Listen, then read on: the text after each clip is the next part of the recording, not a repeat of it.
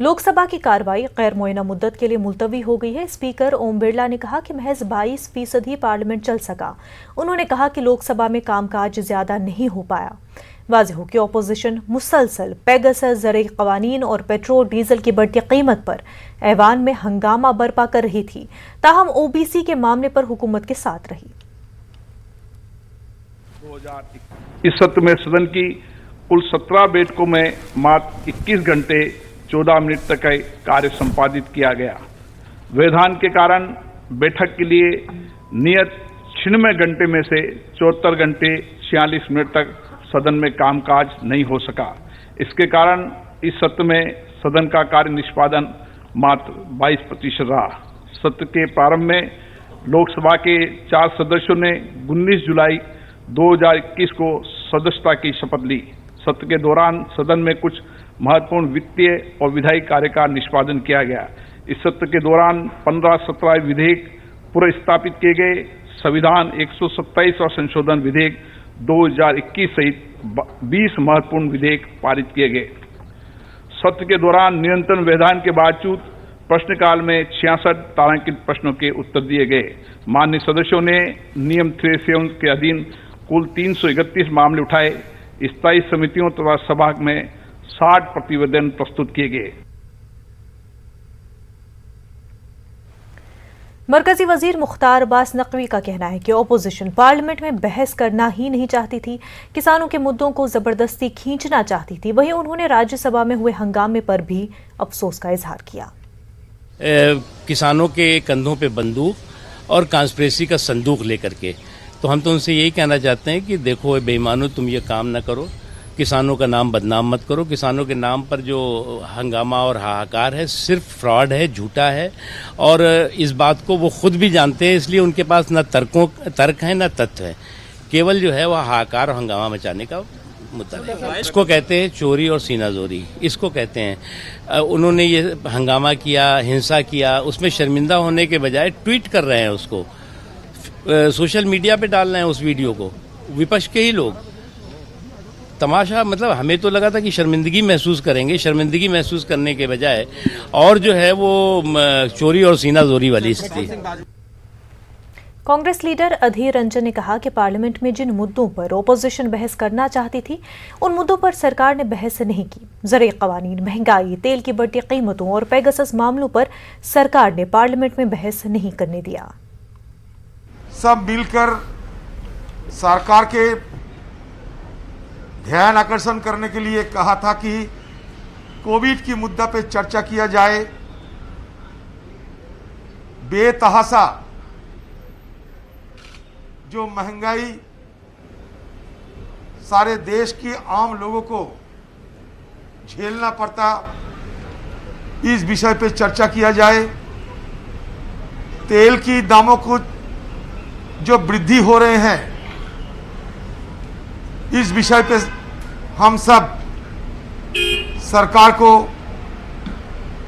मांग रखने के लिए तय बैठे थे।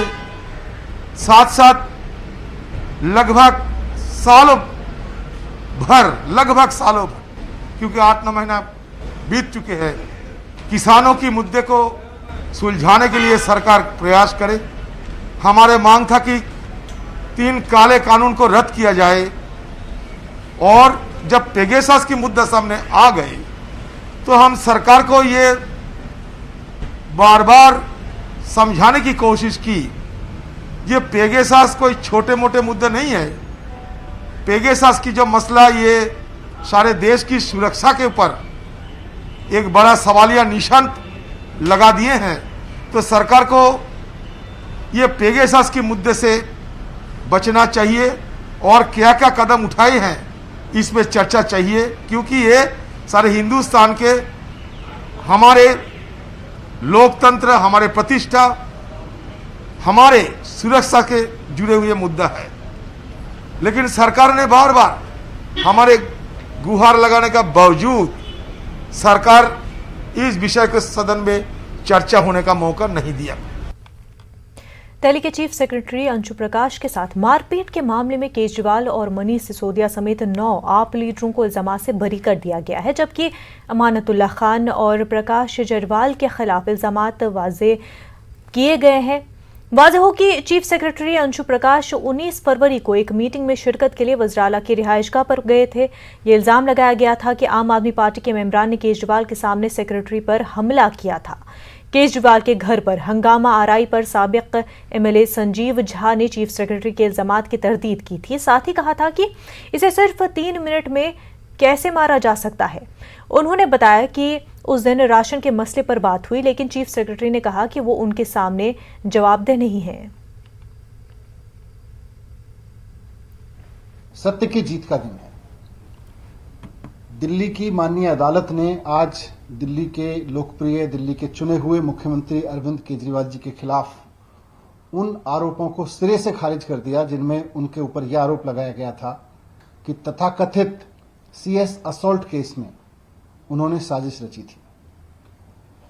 आज माननीय अदालत ने कह दिया कि ये सारे आरोप झूठे थे, ये सारे आरोप बेबुनियाद थे और अरविंद केजरीवाल जी को आज माननीय अदालत ने तथाकथित फर्जी CS असॉल्ट केस में पूरी तरह से बरी कर दिया। हम पहले दिन से कह रहे थे कि ये जो आरोप लगाए जा रहे हैं ये झूठे हैं, ये मनगढ़ंत हैं, ये बहुत बड़ा षड्यंत्र रचा गया है अरविंद केजरीवाल जी के खिलाफ में। पहले दिन से हम इस बात को बार बार दोहरा रहे थे और आज अदालत में ये साबित हो गया कि अरविंद केजरीवाल जी के खिलाफ एक बहुत बड़ी साजिश रची गई थी, एक बहुत बड़ा षड्यंत्र रचा गया था दिल्ली की चुनी हुई लोकप्रिय सरकार को नाकाम बनाने के लिए। कांग्रेस लीडर राहुल गांधी के खिलाफ दिल्ली हाईकोर्ट में आज समाअत हुई। राहुल गांधी पर कार्रवाई की मांग वाली अर्जी पर यह समाअत हुई है। कोर्ट ने राहुल गांधी, दिल्ली पुलिस और ट्विटर से जवाब मांगा है। इस मामले की समाअत 27 सितंबर को होगी। वाज़ेह हो कि राहुल गांधी पर इल्जाम है कि उन्होंने सोशल मीडिया पर दिल्ली की इस्मत दरी का निशाना बनने वाली कमसिन बच्ची की शिनाख्त जाहिर की थी। दिल्ली कैंट में हुए नाबालिग के साथ रेप के मामले में उनके परिजनों की फोटो को कांग्रेस के पूर्व अध्यक्ष राहुल गांधी के द्वारा ट्वीट करने के मामले में दाखिल याचिका पर आज दिल्ली हाईकोर्ट में अहम सुनवाई हुई। मामले की सुनवाई के दौरान ये कहा गया कि राहुल गांधी ने जुवेनाइल जस्टिस एक्ट का वायलेशन किया है, जबकि सुप्रीम कोर्ट के आदेश के मुताबिक रेप पीड़िता या रेप पीड़िता के परिवार से जुड़े हुए किसी भी व्यक्ति की फोटो को सार्वजनिक नहीं करना है। लेकिन राहुल गांधी ने ऐसा किया और इसीलिए इस पूरे मामले में उनके खिलाफ FIR दर्ज करने की मांग की गई। मामले में सुनवाई के दौरान ट्विटर की तरफ से यह कहा गया कि राहुल गांधी ने जिस फोटो को ट्वीट किया था उस फोटो को हटा दिया गया है और राहुल गांधी के ट्विटर अकाउंट को लॉक कर दिया गया है। बहरहाल इस पूरे मामले में सुनवाई करते हुए दिल्ली हाई कोर्ट ने नोटिस तो नहीं जारी किया, लेकिन इस पूरे बाबत दिल्ली हाई कोर्ट ने राहुल गांधी, दिल्ली पुलिस, ट्विटर और NCPCR से जवाब मांगा है। दिल्ली हाई कोर्ट ने इस पूरे मामले में साफ तौर से ये कहा है कि इस पूरे प्रकरण को लेकर तमाम जो पक्षकार हैं वो अपना जवाब दाखिल करें। वहीं मामले की सुनवाई के दौरान ट्विटर की तरफ से ये कहा गया कि राहुल गांधी ने जिस फोटो को ट्वीट किया उस फोटो से ट्विटर की पॉलिसी का भी वायलेशन हुआ है। बहरहाल अब इस पूरे मामले पर 27 सितंबर को दिल्ली हाई कोर्ट सुनवाई करेगा। देखना बेहद अहम होगा कि 27 सितंबर को जब इस पूरे मामले की सुनवाई होगी उसके बीच में इन तमाम लोगों के द्वारा दिल्ली हाई कोर्ट में क्या कुछ जवाब दाखिल किया जाता है। कैमरामैन विपिन के साथ सुशील पांडे, न्यूज़ 18 दिल्ली। मोहब्बतों के ताजदार डॉक्टर राहत इंदौरी की आज पहली बरसी है।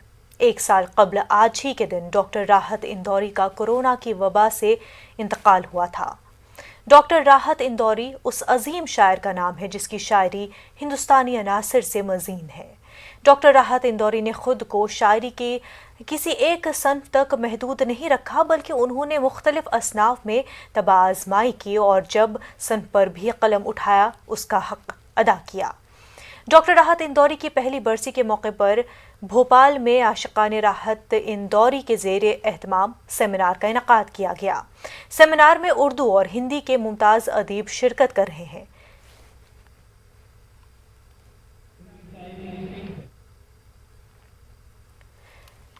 हमारे नुमाइंदे मेहताब आलम बराह रास्त हमारे साथ जुड़ चुके हैं। मेहताब आलम, आज जो है राहत इंदौरी की पहली बरसी है और इस हवाले से काफ़ी कई सेमिनारों का इनेकाद भी किया जा रहा है। मुनज़्ज़ा बता दें, यकीनी तौर पर जब हम इसकी बात करते हैं राहत इंदौरी को, तो एक बड़ा प्रोग्राम भोपाल के हवाले से, क्योंकि भोपाल और राहत इंदौरी का बड़ा खास रिश्ता रहा है। और अगर ये कहा जाए कि राहत इंदौरी की ज़िंदगी का कोई सफ़र भोपाल के बगैर जो है मुकम्मल नहीं होता, तो इस पर जो है हमारे पीछे आप देख रहे हैं कि प्रोग्राम चल रहा है और हमारे साथ मुमताज़ शायर मंजर भोपाली साहब मौजूद। मंजर साहब, कितना अहम मौका है? देखिए, राहत भाई का आज पूरा 1 साल हो गया हमसे जुदा हुए, और मैं समझता हूँ कि जो हमारा लॉस है उर्दू वालों का, वो तो कभी पूरा किया नहीं जा सकता। और ये बहुत अफसोस का दिन है मेरे लिए, तो एक काला दिन है कि जब मैं राहत भाई के बगैर यहाँ खड़ा हुआ हूँ या उनकी याद मना रहा हूँ। बस यही कह सकता हूँ कि अदब का बड़ा नुकसान, मुशायरों का तो बहुत ही बड़ा नुकसान हो गया, और ख़ास तौर से मध्य प्रदेश और भोपाल का राहत भाई के बगैर हम लोग तसव्वुर ही नहीं कर सकते। वो शायरी के बड़ा नाम थे, फिल्में लिखी तो बहुत खूबसूरत लिखी, तालीम के सिलसिले में गए तो बहुत ऊंचाई तक गए। शायरी उनकी सारे लोगों को मालूम है, सब जानते हैं कि शायरी क्या थे। उनके पढ़ने का अंदाज़, उनके चलने का अंदाज़ आज लोग देख रहे हैं, लोग सुन रहे हैं। और मैं समझता हूं कि राहत भाई हमारे बीच जिस्मानी तौर पर तो नहीं है, मगर उनकी शायरी, उनके पढ़ने के अंदाज हमारे साथ सदियों तक सफ़र करता रहेगा। आपने कहा कि राहत इंदौरी की जो शायरी हमेशा जो है हमें उनको जो याद दिलाती रहेगी और नई नस्लों की रहनुमाई भी करती रहेगी। देखिए, हर नस्ल की सदियों सदियों तक अगर लोग पढ़ने वाले आएंगे तो राहत इंदौरी के बगैर आगे नहीं बढ़ सकते उर्दू की शायरी के। मेरे नज़दीक मैं उन्हें ये मानता हूँ, और मैं तो शुरू से जुड़ा रहा। उन्होंने किस तरीके से शायरी करी, किस तरीके से मुशायरों में शिरकत करी और किस तरीके से अपना यहाँ तक मुकाम बनाया। मैं समझता हूँ कि नई नस्ल क्या, उन पर बहुत रिसर्च होगी। अभी तो 1 साल हुआ है उनको जुदा हुए, उनके ऊपर तो पूरी किताबें लिखी जाएंगी, उनके ऊपर तो बच्चे PhD करेंगे, उनको उनके नाम से डॉक्टर बनेंगे। तो मैं समझता हूँ राहत इंदौरी कोई मामूली शख्सियत नहीं थे जो 1-2 दिन में या 2-4-10 साल में नज़रअंदाज कर दिए जाएं। वो जब भी उर्दू पे कहीं गज़ल नज़र आएगी तो राहत इंदौरी भी नज़र आएंगे। आपने हिंदुस्तान के बाहर उनके साथ जब तकरीबन 40 साल तक आपका साथ रहा, उसमें नुमाइंदगी मुशायरों में की, वो उनकी शायरी की खूबियाँ क्या थी कि जो भी सुनता था उसको लगता था कि मेरी आवाज़ है? देखिए, राहत भाई को लोगों ने कुछ दूसरे अंदाज से ही देखा। वो लोग ये समझते रहे कि ये इनकलाबी शायर हैं या ये गवर्नमेंट के एंटी शेर कहते हैं, मगर मैं समझता हूँ वो बहुत खूबसूरत शेर कहते थे और वो बहुत मुकम्मल गज़ल कहते थे। मोहब्बत के शायर थे, इश्किया शायरी उनकी देखिए। उनकी शायरी जो पढ़ेगा तो वो 2-4 शेर हटा दीजिए तो पता चलेगा कि राहत इंदौरी हैं। गज़ल जिस अंदाज से कहते थे वो बहुत कम लोग उस अंदाज से गज़ल कहते हैं। राहत भाई के यहाँ जो ज़बान इस्तेमाल की जाती है, जो इस्तिआरे और तशबीहात इस्तेमाल किए गए हैं, वो मैं समझता हूँ शायरी में कम नज़र आते हैं। यकीनी जो जिस तरह से आपने कहा, जो इस्तिआरे और तशबीहात और नए नस्ल के लोगों को सीखने की भी ज़रूरत है, क्योंकि ऐसे वक्त में जो है राहत इंदौरी को सिर्फ उर्दू वाले नहीं बल्कि दूसरी ज़बान के लोग भी पसंद करते थे। देखिए, मेरे नज़दीक अगर आप पूछें कि राहत इंदौरी क्या है, तो मैं समझता हूँ कि राहत इंदौरी उर्दू गज़ल की एक डिक्शनरी है। उनकी शायरी पढ़िए, उनमें आपको बहुत नए नए लफ्ज़ चौंकाने वाले मिलेंगे, नए नए ख्याल मिलेंगे। तो अगर लोग मुताला करना चाहते हैं तो मैं समझता हूँ जहाँ हम जॉन एलिया, बशीर बद्र, इरफान सिद्दीकी या हम जोश, फैज़ अहमद फैज़, फिराक साहब, इन लोगों को पढ़ें तो वहीं राहत इंदौरी को ज़रूर पढ़ें। इनको पढ़ने से आपका जहन खुलेगा, गज़ल किस तरह कही जाती है और आज की गज़ल के तकाज़े क्या हैं, वो भी राहत इंदौरी की यहाँ पूरी तरह मिलेंगे आपको। आपने देखा कि जो है मंजर भोपाली साहब का, जिसका तकरीबन 40 साल तक का जो है राहत इंदौरी का साथ है, और वो यहाँ पर उन अपने ख्याल का इज़हार किया। और फिर आपने भी देखा कि पीछे हमारे प्रोग्राम चल रहा, प्रोग्राम में जो है अभी एक किताब का भी इजरा किया जाएगा जो राहत इंदौरी के फ़िक्र और फ़न पर लिखी गई है। जी बिल्कुल, मेहताब आलम आपका बेहद शुक्रिया, साथ ही साथ मंजर भोपाली साहब का भी बेहद शुक्रिया हमारे साथ जुड़ने के लिए। कोरोना वबा के दौरान बाहमी इमदाद और इन्हिसार का जज्बा मुस्तहकम हुआ है। मुल्क इस वबा से मुत्तहिद होकर मुकाबला कर रहा है। टीकाकारी के ऐलान के बाद हम बेहतर ताउन करें जिससे हम कोरोना को मात देने की जानिब कदम बढ़ा सके। नेटवर्क 18 इस मुहिम में हर कदम पर आपके साथ रहेगा। जब तक सभी महफूज नहीं होते तब तक कोई भी महफूज नहीं होगा। इसी सोच की बुनियाद पर हमारी मुहिम संजीवनी का मकसद ये यकीनी बनाना है कि वैक्सीन पाना सभी हिंदुस्तानी का हक है। इस वक्त की बड़ी खबर आपको बता दें, जंतर मंतर पर मुस्लिम मुखालिफ नारों का मामला। अश्विनी उपाध्याय की जमानत अर्जी पर समाअत शुरू हो चुकी है। पटियाला हाउस कोर्ट में समाअत हो रही है। अश्विनी उपाध्याय की तरफ से विकास सिंह और सिद्धार्थ लूथरा पेश हुए हैं। आपको जंतर मंतर पर मुस्लिम मुखालिफ नारों के हवाले से इस वक्त की बड़ी खबर बता रहे हैं। अश्विनी उपाध्याय की जमानत अर्जी पर समाअत शुरू हो चुकी है। पटियाला हाउस कोर्ट में समाअत जारी है। अश्विनी उपाध्याय की तरफ से विकास सिंह और सिद्धार्थ लूथरा पेश हुए। हमारे नुमाइंदे सुशील इस वक्त हमारे साथ जुड़ चुके हैं। सुशील, जमानत अर्जी पर समाअत शुरू हो चुकी है। पूरे मामले पर सुनवाई पटियाला कोर्ट में चल रही है। इस मामले में सुनवाई के दौरान साफ तौर से अश्विनी उपाध्याय की तरफ से जो सुप्रीम कोर्ट के वरिष्ठ एडवोकेट हैं विकास सिंह, सिद्धार्थ लूथरा, ये तमाम जो लोग हैं वो बहस कर रहे हैं। हालांकि इनकी तरफ से ये कहा गया है कि जब ये पूरा प्रोग्राम वहां पर चल रहा था और जब स्लोगन की बात आई थी, उस टाइम अश्विनी उपाध्याय वहां पर मौजूद नहीं थे। अश्विनी उपाध्याय वहां से जा चुके थे। उसके बाद ये तमाम चीजें हुई, जिसको लेकर फिलहाल उनको जमानत दी जानी चाहिए। लेकिन दिल्ली पुलिस ने अश्विनी उपाध्याय की जमानत अर्जी का विरोध किया है। अश्विनी उपाध्याय ने इस पूरे मामले में ये कहा है कि वो फिलहाल इस पूरे कैंपेन का हिस्सा हैं और अभी कुछ ऐसे वीडियो फुटेज हैं जिसमें अश्विनी उपाध्याय से पूछताछ और कौन कौन लोग इसमें शामिल थे उनको बैठाकर पूछताछ करनी है, लिहाजा उनको जमानत नहीं दी जानी चाहिए। लेकिन अश्विनी उपाध्याय की तरफ से तमाम जो वरिष्ठ एडवोकेट हैं मुनज़्ज़ा, वो यही कह रहे हैं कि अश्विनी उपाध्याय का इस पूरे मामले में कोई रोल नहीं है, क्योंकि वो केवल वहां पर 2 घंटे के लिए मौजूद थे। लिहाजा उन्होंने खुद पुलिस को कोऑपरेट किया है। उन्होंने पुलिस को ईमेल किया था कि वो इन्वेस्टिगेशन का हिस्सा खुद बनना चाहते हैं और सबसे महत्वपूर्ण बात, उन्होंने खुद पुलिस इन्वेस्टिगेशन ज्वाइन किया है। तो ऐसे में जमानत का कोई आधार नहीं है। फिलहाल अभी इस पूरे मामले की जो सुनवाई है वो चल रही है। देखना बेहद अहम होगा कि अश्विनी उपाध्याय की जमानत अर्जी पर फिलहाल कोर्ट जो सुनवाई कर रहा है, सुनवाई करने के बाद जो फैसला है वो किसके पक्ष में जाता है, ये अभी देखने वाली बात होगी। लेकिन मामले की सुनवाई चल रही है। बिल्कुल, मामले की सुनवाई चल रही है और कुछ ही देर में पता चल जाएगा कि क्या जमानत मिल जाती है, क्या मुश्किलें अश्विनी उपाध्याय की कम होती है या नहीं। सुशील, बेहद शुक्रिया। आगे बढ़ते, महाराष्ट्र हुकूमत ने राजीव गांधी के नाम पर IT अवार्ड देने का फैसला किया है। रियासत के वजीर अक़लियत नवाब मलिक ने कहा है कि राजीव गांधी को कंप्यूटर इनकलाब का बानी समझा जाता है। जब कंप्यूटर आया तो बहुत से लोगों ने उसकी मुखालफत की, लेकिन आज ये सबसे बड़ा रोजगार का जरिया है। महाराष्ट्र सरकार ने कंप्यूटर क्रांति के जनक राजीव गांधी जी के नाम से IT अवार्ड का निर्णय लिया है। निश्चित रूप से देश में कंप्यूटर क्रांति राजीव जी की सोच से आई थी। जब वो कंप्यूटर क्रांति लाने की बात करते थे, बड़े पैमाने पे लोग बेरोजगारी बढ़ेगी इस तरह से सवाल उठाते थे। लेकिन इसी IT सेक्टर ने रोजगार के बड़े साधन उपलब्ध कराए हैं। हमें लगता है भारत में कंप्यूटरीकरण के जनक के रूप में राजीव जी को जाना जाता है, इसलिए हमने अवार्ड का नाम उनके नाम से रखा है।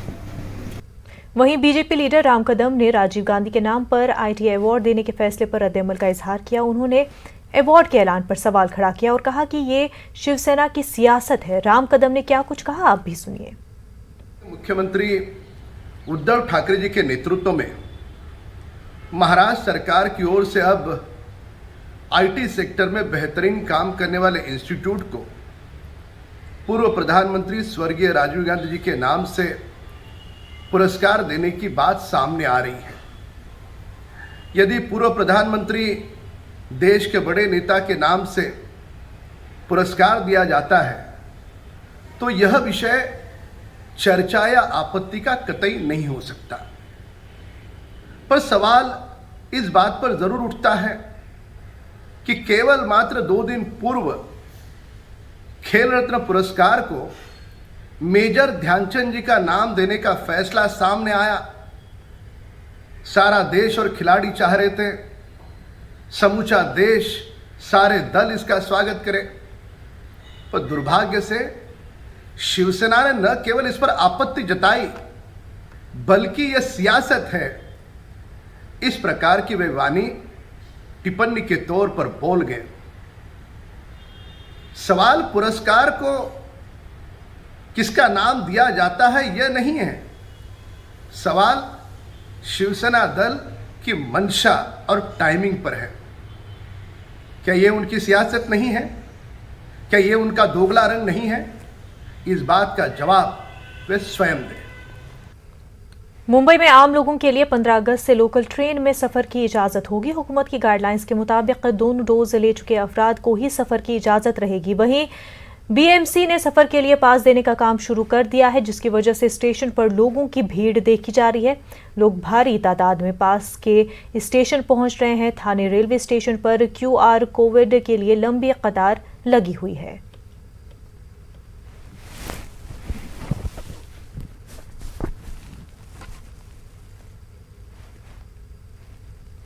और अब बात करते हैं NCPCR सर्वे की।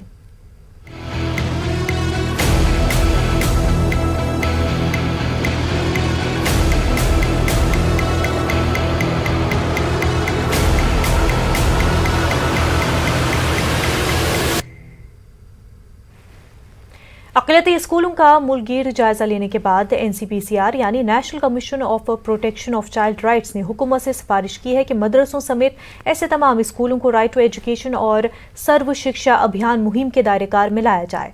NCPCR ने इस तरह के स्कूलों में अक़लियती बरादरियों के लिए तुलबा के लिए रिजर्वेशन की भी हिमायत की है, क्योंकि सर्वे में ये बात सामने आई है कि अक़लियती स्कूलों में गैर अक़लियती तुलबा का एक बड़ा हिस्सा तालीम हासिल कर रहा है।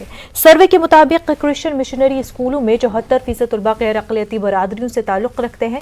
मजमूई तौर पर ऐसे स्कूलों में 62.50% तुलबा गैर अक़लियती बरादरियों से ताल्लुक़ रखते हैं। अक़लियती बरादरियों की तालीम पर आईन हिंद के आर्टिकल 21A के हवाले से आर्टिकल 15 के तहत छूट के असरात के उन्वान से रिपोर्ट में कहा गया है कि ये स्कूल नहीं जाने वाले तुलबा की सबसे ज्यादा 1 करोड़ से जायद तुलबा की तादाद मुस्लिम कम्युनिटी से है।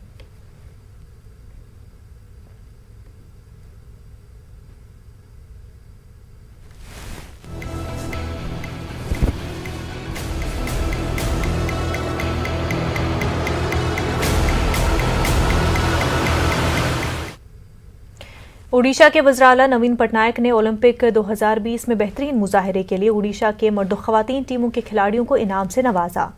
DGA नमिता टोपो, ब्रिंदर लकरा और अमित रोहिदास को इनामी रकम से नवाजा गया।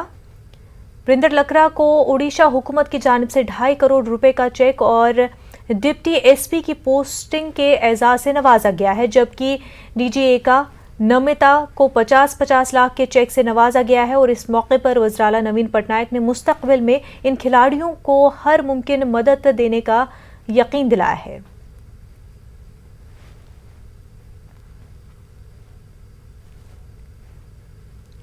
कोरोना वबा के दौरान बाहमी इमदाद और इन्हिसार का जज्बा मुस्तहकम हुआ है। मुल्क इस वबा से मुत्तहिद होकर मुकाबला कर रहा है। टीकाकारी के ऐलान के बाद हम बेहतर ताउन करें, जिससे हम कोरोना को मात देने की जानिब कदम बढ़ा सके। नेटवर्क 18 इस मुहिम में हर कदम पर आपके साथ रहेगा। जब तक सभी महफूज नहीं होते तब तक कोई भी महफूज नहीं होगा। इसी सोच की बुनियाद पर हमारी मुहिम संजीवनी का मकसद ये यकीनी बनाना है कि वैक्सीन पाना सभी हिंदुस्तानियों का हक है।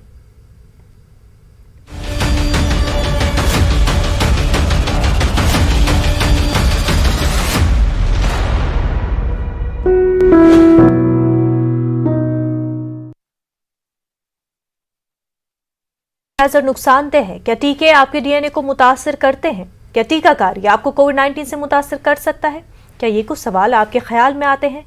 खैर, अब एक जगह है जहां आपके सभी सवालों का जवाब दिया जा सकता है, और ये सब आपके फोन पर।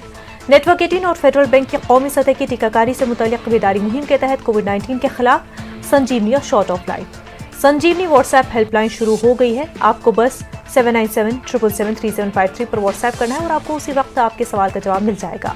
जानकारी जिसे जांच और क्रॉस चेक किया गया है, तो आगे बढ़े। कोविड-19 पर अपने सवालों को व्हाट्सएप करें और अपनी जरूरत की सभी जानकारी हासिल करें। नंबर है 7977773753।